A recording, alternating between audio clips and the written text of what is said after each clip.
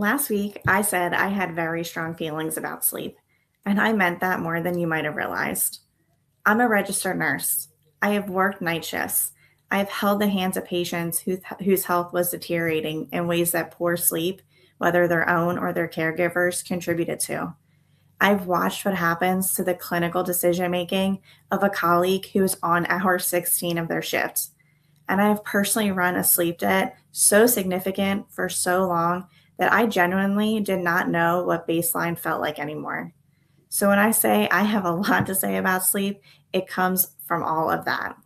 Hi, I'm Amanda, registered nurse, single mom to two boys, and the face behind Holistically Blessed. This week, we are talking about sleep, not from a position of here are 5 tips, but from a position of let me tell you what is actually happening in your body, why it matters more than almost anything else you could do for your health, and what I personally use and do to support quality rest for myself and my family. Are you ready? Let's go.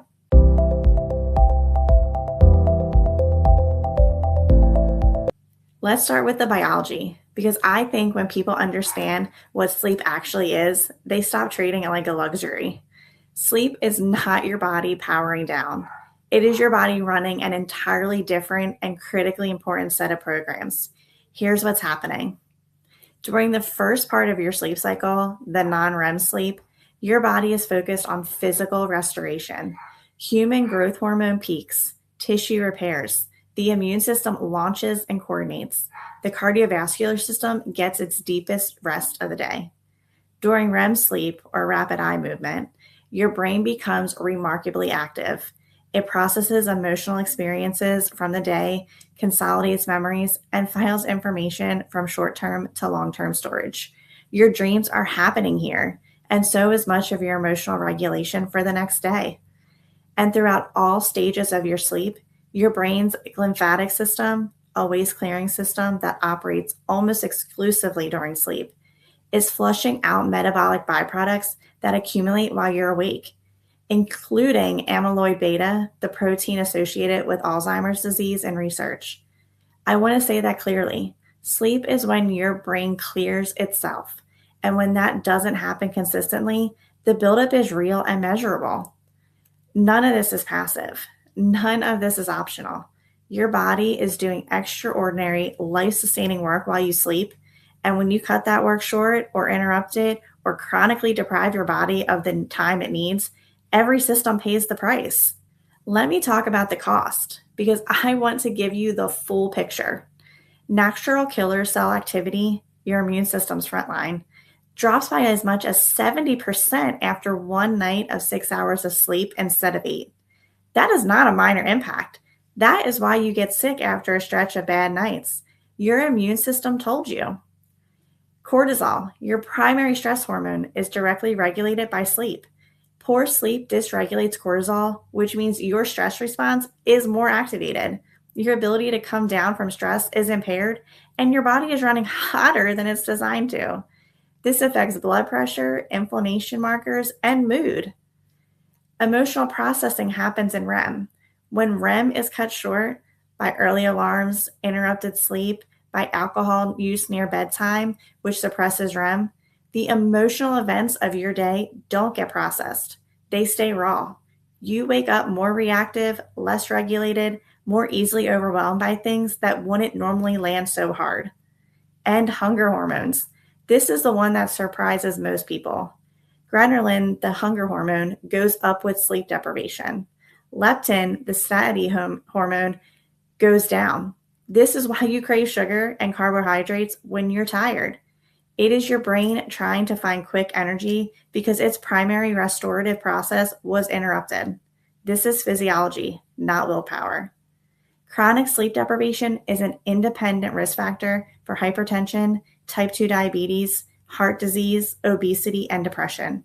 These are peer-reviewed findings, not wellness blog posts. Sleep is medicine, and it is the medicine most of us are consistently underprescribing for ourselves. I want to be honest with you about my own sleep history because I think I've been telling patients to sleep well while quietly running myself into the ground for years. Night shifts are their own category of sleep disruption. You don't just work at night. You spend your off days trying to flip your circadian rhythm back, sleeping when your body thinks it's daytime, existing in this permanent low grade jet lag that never fully resolves. I know nurses who have done this for decades. The toll is real. And on top of shifts, single motherhood, coming home to get boys up and ready for school. My 9-year-old, who at younger ages had very definitive options about when sleep was appropriate, and they frequently did not align with nursing schedules. My 16-year-old, who is now a teenager with his own schedule and rhythms and an early morning game schedule, that means I'm up often earlier than I even want to be. For years, sleep was the first thing I sacrificed and the last thing I protected because it seemed like the most expendable thing. Everybody else's needs were more visible and more urgent. My sleep need was invisible until it wasn't. The reactive version of me that snapped at things I wouldn't normally react to, sleep deprivation. The immune dips that kept turning into actual illness, sleep deprivation. The brain fog at work that scared me a little, sleep deprivation. The shift came when I started treating my sleep the way I would treat patients' care plans, non-negotiable, evidence-based, built around what the research actually says rather than what felt most convenient. I'm not perfect at this now, but I am significantly better. And the difference in how I show up for my patients, for my kids, for myself is real. Let me talk about sleep in my actual house because I think this is where people find the most practical help. My 9-year-old has a highly consistent bedtime routine, and I cannot overstate how much that consistency does the work for me now. His nervous system has been trained by repetition. When the lights go low, when the diffuser turns on with lavender and cedarwood every single night, when I start moving through our routine, his body starts releasing melatonin before I even tell him it's time. The aromatic cue, the light cue, the behavioral cue, they all signal the same thing, and his brain has learned to respond. He also now asks for his oils when he's having trouble settling.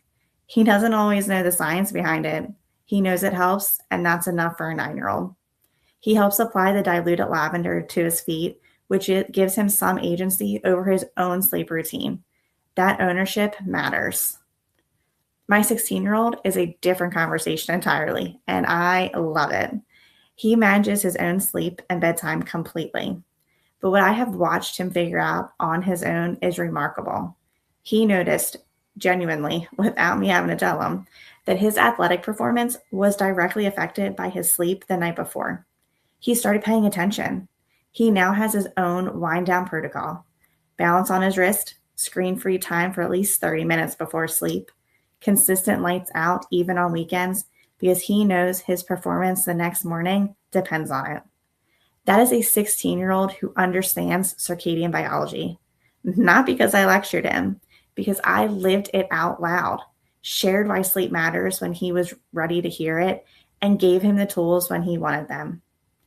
Both of my boys sleep well now. It took intention, consistency, and a lot of patience to build it, but it is one of the things I am most proud of in our home. Let me talk about the oils I use specifically for sleep support because this is the question I get asked most about doTERRA. First and always is lavender. The research on lavender and sleep is some of the most robust in aromatherapy. Linalool's effect on the central nervous system, the documented reduction in cortisol, the improvement in sleep quality, the reduction in nighttime waking in multiple studies, that is not accidental. Lavender goes in the diffuser every single night in my home. It also goes diluted on wrist and feet at bedtime. Second is cedarwood. Cedarwood contains cedrol, which research has shown has a calming effect on the central nervous system and may stimulate the release of serotonin, which converts to melatonin. I pair cedarwood with lavender in the diffuser most nights. This combination is deeply settled and earthy, and it works. Third is Serenity, doTERRA's restful blend. This blend of lavender, cedarwood, hoewood, ylang-ylang, sandalwood, vanilla, vetiver, and Roman chamomile was formulated specifically for sleep support. I reach for this on particularly high-stress nights or when my sleep is feeling elusive. It is one of the most effective tools in my evening toolkit. And for my 16-year-old, balance on his wrist before sleep, he discovered this himself and has been consistent with it. I love it. My nursing reminder, as always, oils are supportive tools within a whole person sleep strategy, not a substitute for good sleep hygiene. They work best when combined with consistent sleep and wake times, a dark and cool environment, and limiting blue light before bed. Let me give you the sleep hygiene recommendations that are actually backed by solid research, because a lot of what gets shared is either obvious or not particularly evidence-based. Number 1, consistent sleep and wake times, including weekends. This is the most powerful circadian rhythm training tool available. Your body's biological clock responds to consistency more than almost anything else. 1 hour of variability on weekends, what researchers call social jet lag, measurably impacts sleep quality during the week. Number 2, temperature. The optimal sleep temperature for most people is between 65 and 68 degrees Fahrenheit. Your core body temperature needs to drop slightly to initiate sleep, and a cooler room supports that process. This is not preference, this is physiology. Number 3, light management. Blue light from screens suppresses melatonin production. This is well established. The recommendation to avoid screens for 30 to 60 minutes before sleep has actual biological basis. I use blue light blocking glasses in the evenings and the warm lamp setting on all devices after 8 p.m. Number 4, your bedroom is for sleep. This is about conditioning, training your brain to associate the environment with sleep rather than stimulation. Phones in the bedroom, working in bed, watching TV in bed, all of these compete with that conditioning. Number 5, alcohol is not a sleep aid. I know this feels counterintuitive because alcohol is sedating, but it suppresses REM sleep significantly. You may fall asleep faster, but your sleep quality, especially in the second half of the night, is measurably worse.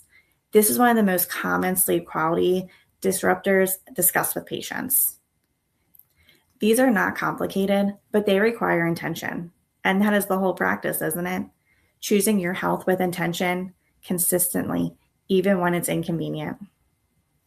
I want to close this week's content where we opened on Sunday with Psalm 127, verse 2. He grants sleep to those he loves.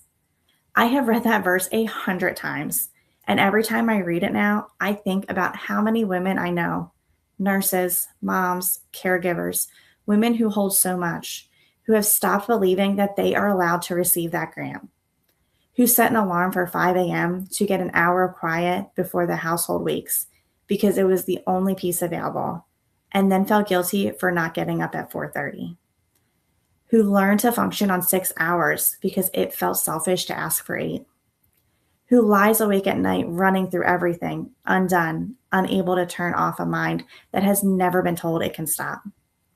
If that is you, I want to say something clearly. God did not design you to run empty. He modeled rest. He commanded rest in the Sabbath. He promises sleep to those he loves, not to those who have earned it, not to those who have finished everything, not to the most productive among us, to those he loves, which includes you, in the middle of the unfinished list, in the middle of the hard season, in the middle of the night when you can't stop thinking about everything. Lie it down, even for tonight. He grants sleep to those he loves, and you are so deeply loved. If this video gave you something, permission, information, a tool, a reminder, I'm so glad you were here for it. Please hit the like button if this content is helpful. It genuinely helps this channel reach more women who need to hear it.